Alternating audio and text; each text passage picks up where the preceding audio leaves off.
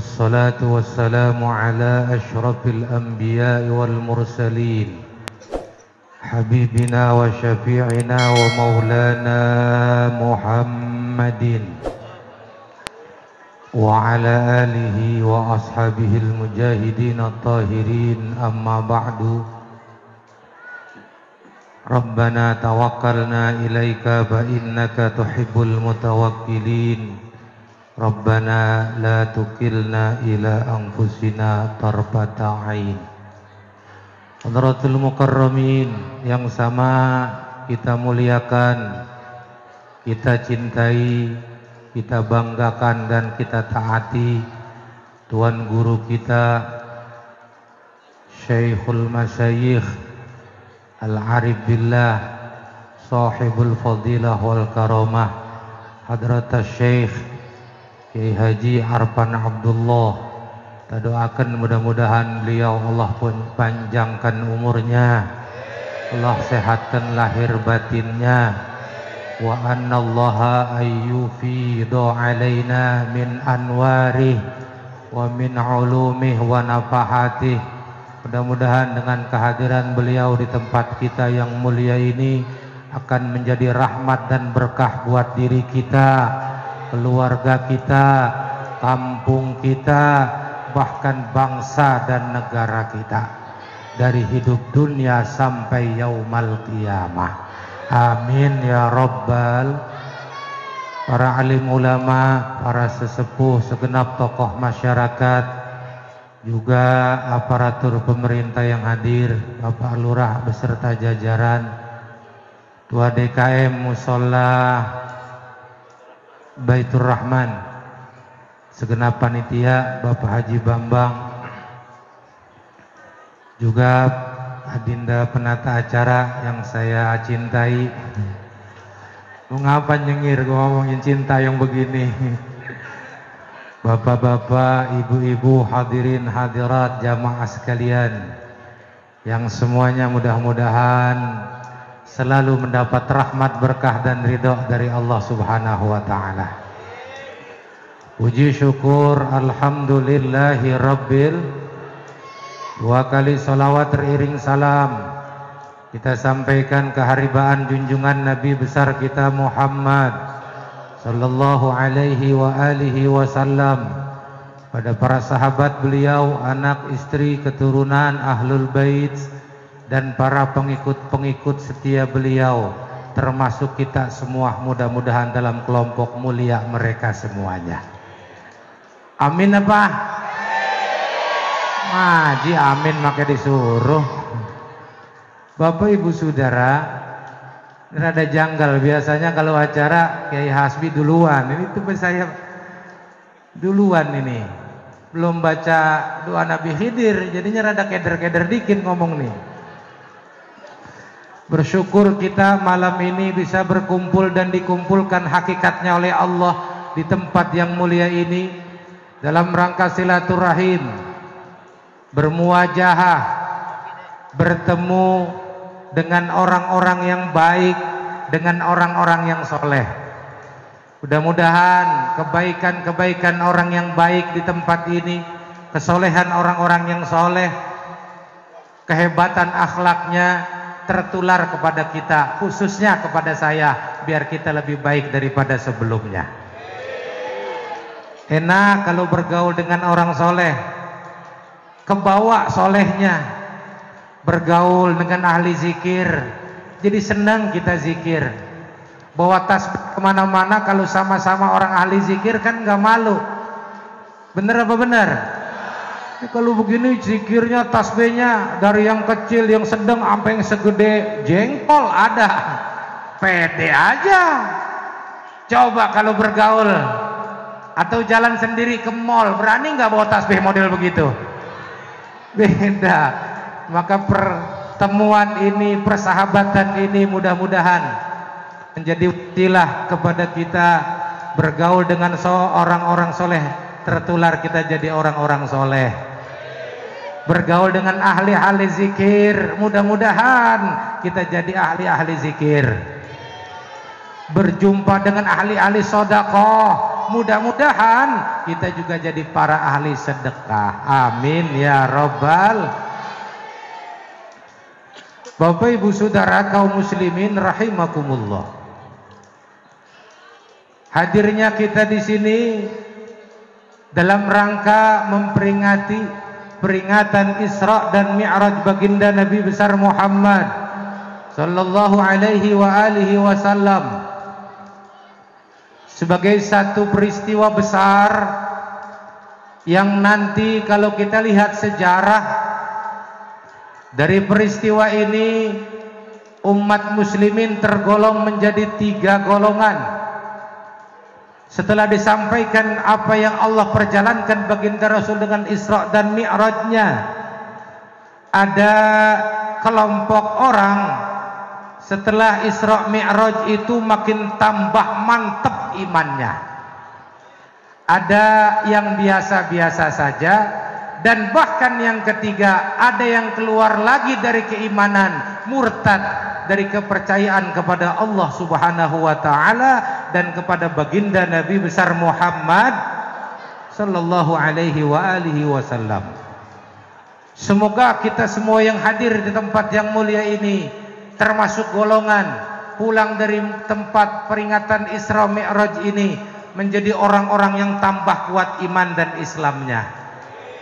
Amin ya rabbal. Saudara kaum muslimin dan muslimat rahimakumullah, ada hadiah besar yang Allah berikan dan Allah anugerahkan kepada kita sebagai kaum muslimin pengikut baginda Rasul. Kita sudah tidak asing lagi dan tahu semua hadiah besar itu adalah ibadah sholat. Apa bu? Bu? Ibadah sholat. Poin pentingnya salah satu peringatan Isra Mi'raj ini, perhatikan sholat kita. Kenapa saya bilang sholat itu hadiah? Ini kita sebagai manusia biasa tentu kalau buat urusan akhirat mah banyak yang kurang begitu open. Kalau dikatakan oleh baginda Nabi raq'atul fajri khairum minad dunya wa ma fiha, 2 rakaat salat sunnah fajar itu kata Rasul nilai pahalanya lebih besar, lebih baik daripada bumi dan isinya. Kira-kira bumi dan isinya gede apa kecil? Besar apa kecil? Besar, bumi dan isinya. Tapi ketika dikumandangkan nilai pahala, nilai akhirat, kira-kira orang sini dengan tadi pagi melaksanakan sholat sunnah fajar pada berebut apa enggak? Coba kalau boleh jujur, berebut apa enggak sholat sunnah fajar tadi? Pada enggak berebut. Coba diganti, enggak usah dunia seisinya. Pak Haji Bambang besok hari ngumumkan, barang siapa yang melaksanakan sholat sunnah fajar, pulangnya dikasih beras 1 karung, berebut enggak kira-kira? Padahal cuma sekarung. Dunia seisinya gedean mana sama beras? Dunia. Kalau ngomongin akhirat, wa anil akhiratihum ghafilun. Emang pura-pura gayanya enggak begitu open aja, pura-pura lupa. Padahal kalau kita orang beriman, percaya dan yakin apa enggak yang diungkapkan Rasul? Yakin tidak? Mantap tidak? Kalau mantap harusnya berebut sholatnya. Nah, ternyata saudara, sholat ini nilai manfaatnya itu bukan hanya untuk akhirat. Bukan hanya untuk akhirat, bahkan konsekuensi kuat untuk urusan dunia, apalagi berkenaan dengan urusan rizki, urusan duit. Apa firman Allah dalam Al-Quran? A'udzu billahi minasy syaithanir rajim. Wa'mur ahlaka bis-shalati wastabir 'alaiha la nas'aluka rizqa nahnu narzuquka wal 'aqibatu lit-taqwa. Allah firmankan, wa'mur ahlaka, hei orang beriman, perintahkan anak istrimu untuk melaksanakan sholat. Wastabir 'alaiha, sabarlah kalian ketika menjalankan sholat. Perhatikan, ayat ini jangan dibuntungin putus sampai di sini. Ketika Allah memerintahkan sholat, Allah lanjutkan, la nas'aluka rizqa, kami tidak minta rizki dari kalian. Perhatikan, kalau ada tafsir yang lain, la nas'aluka rizqa, kami tidak nyuruh kalian nyari rizki.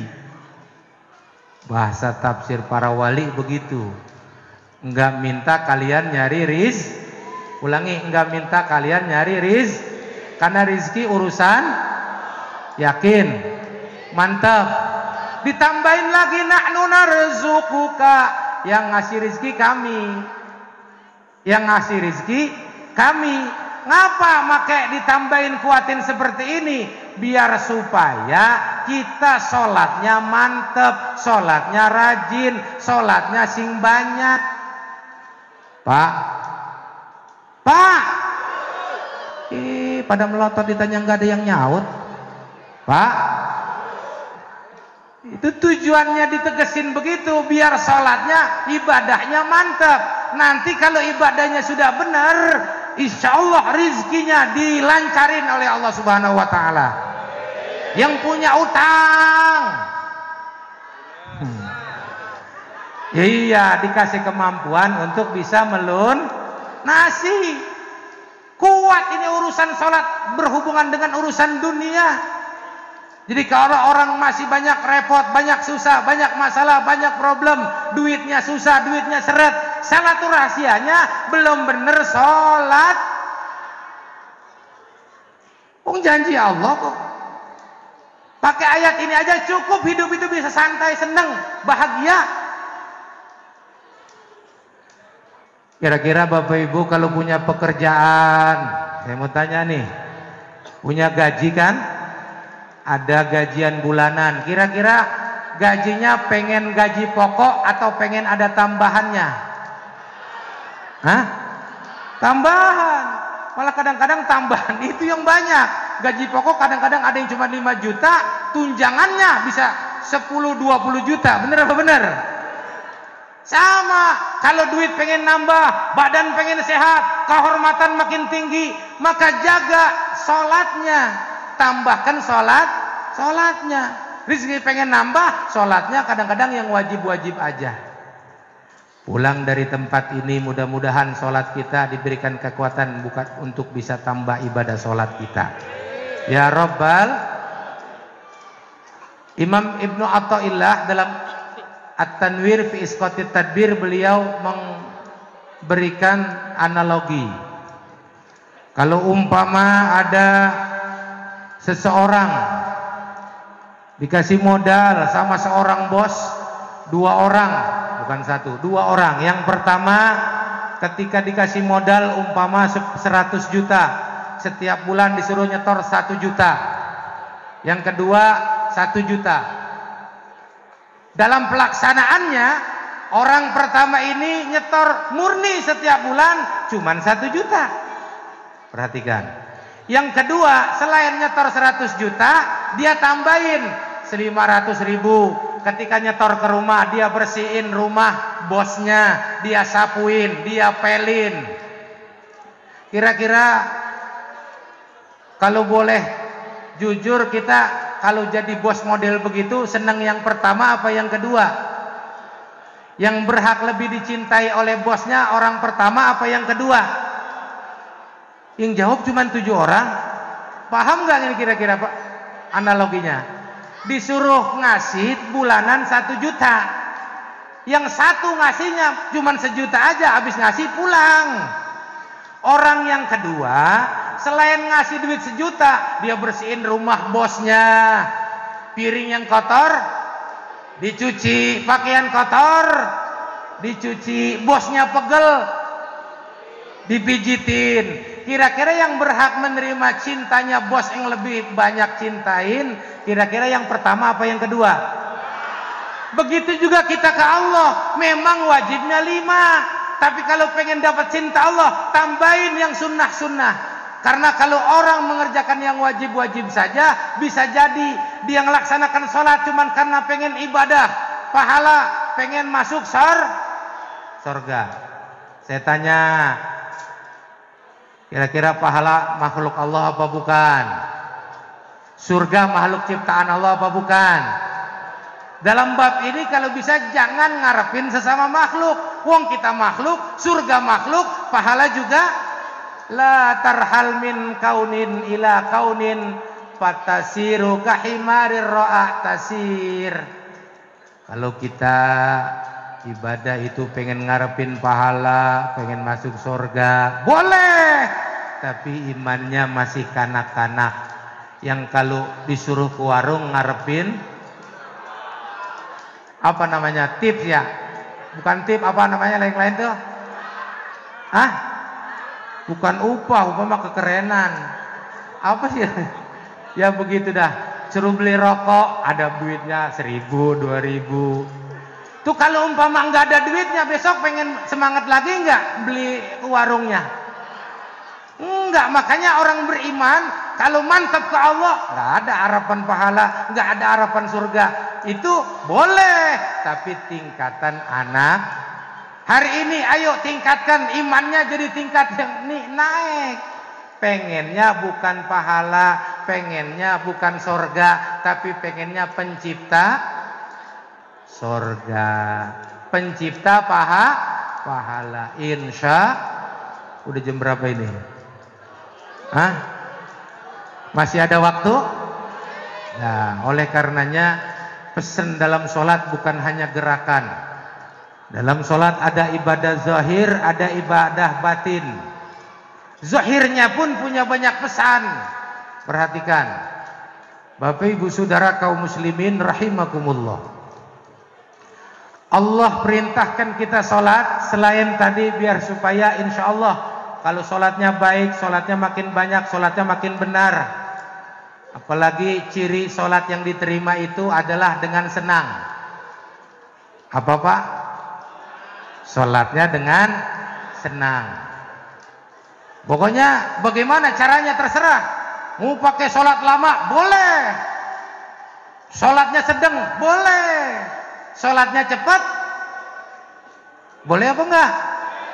Kok bolehnya takut-takut namanya? Boleh. Yang penting jadi ciri orang yang ibadahnya diterima, ibadahnya, zikirnya, sholatnya paham?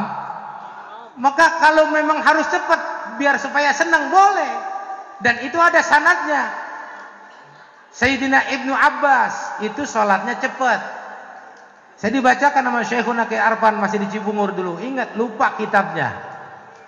Jadi salah satu rahasia orang sholat cepat itu dibuka kitabnya. Itu limu goda roti waswasati syaitan. Jadi jangan dicerca Bu orang yang sholatnya cepat ya, karena ada sanadnya dari sahabat Nabi. Yang sedang boleh, yang lama juga boleh. Asal sholat sendiri. Kalau jadi imam jangan terlalu lama. Imam itu harus ngelihat makmumnya. Pemimpin harus ngerti yang dipimpin. Kalau sholat sendiri mau baca Al-Baqarah boleh, ayat surat Waqiah sampai selesai boleh. Kalau sholat kalau di masjid musola Baitur Rahman, ntar sholat subuh besok pakai surat Al-Baqarah sampai hatam, yakin besok nggak ada yang ikut lagi jamaah di sini. Bener apa bener? Kadang-kadang pakai alasan, Ustadz di Masjidil Haram, Masjidil Aqsa sampai berjus-jus. Lah iya, di sana mah kerjaannya pengen ibadah doang. Bener apa benar? Kalau orang sholat di Masjidil Haram mikirin dagangan apa enggak? Enggak, yang dipikirin ibadah mahal-mahal, makanya mikirin dagangan. Ya kalau di Masjid Mushola Baitur Rahman bacanya yang seukuran umum. Karena di dalamnya ada orang lagi nungguin orang yang pengen nganterin duit. Kalau sholatnya lama, keburu pulang. Khusyuk apa enggak sholatnya kira-kira? Belum lagi yang kakinya uratnya udah pada asem. Lama banget. Malah enggak khusyuk. Model begitu, imam yang begitu enggak disenengin sama makmum, sholatnya makruh, malah dibenci oleh Allah. Makanya kalau sholat sendiri bebas. Kalau jadi imam harus ngerti siapa yang dipimpinnya. Saudara kaum muslimin, apa tadi tujuannya? Mughadaratus syaitan. Jadi sebelum setan datang godain, kita udah pindah rukun. Allahu Akbar. Kan bacanya cepat. Allahu Akbar. Sami Allahu liman hamidah. Allahu Akbar. Kata kita, setan menggodain. Set deh, gue menggodain, udah berangkat lagi. Itu hikmahnya gitu. Jadi jangan dicerca. Insya Allah mudah-mudahan apa yang kita diajarkan guru ada dasar dan dalilnya semuanya yang membawa kita biar cepat sampai kepada Allah Subhanahu wa taala. Udah datang guru kita. Bapak Ibu hadirin hadirat jamaah sekalian, banyak sekali sebenarnya pesan dari Allah. Di antaranya kita disuruh ruku, disuruh sujud. Itu hati kita disuruh melihat, kita harus tunduk kepada Allah. Ketika sujud, pala tempat anggota yang paling mulia kita taruh paling bawah di tanah, biar supaya kita paham kita ini semuanya ketika sujud siapapun harus taruh anggota badan kita yang mulia, kepala di tanah. Bener enggak? PRT kalau sujud palanya di bawah apa di atas? Pak RW di atas apa di bawah palanya? Jenderal palanya di bawah apa di atas? Presiden kalau sujud palanya di bawah apa di atas? Di sini harus kita pahami ketika kita hidup di alam dunia ini, pangkat, jabatan, harta, kehormatan semuanya milik Allah. Adapun kita benar-benar tawadhu, merendahkan hati kita di jalan Allah Subhanahu wa taala. Apa yang kita banggakan lahir tidak membawa apa-apa, diciptakan dari air yang hina, nanti kita bakal jadi mayat, jadi bangkai semuanya. Maka mudah-mudahan dengan apa yang saya sampaikan ini, perintah sholat, Allah kuatkan iman Islam kita, Allah kuatkan ekonomi kita, Allah perbaiki hidup kita. Guru kita bilang kalau ekonomi kuat, insya Allah menjadi pagar buat kuatnya keimanan kita kepada Allah Subhanahu wa taala. Makin banyak duit, makin banyak harta, tujuannya makin banyak cinta kepada Allah Subhanahu wa taala. Demikian apa yang dapat saya sampaikan. Terima kasih atas segala perhatiannya. Mohon maaf atas segala kekurangannya. Usikum wa nafsi bitaqwallah wal afu minkum. Wassalamu alaikum warahmatullahi wabarakatuh.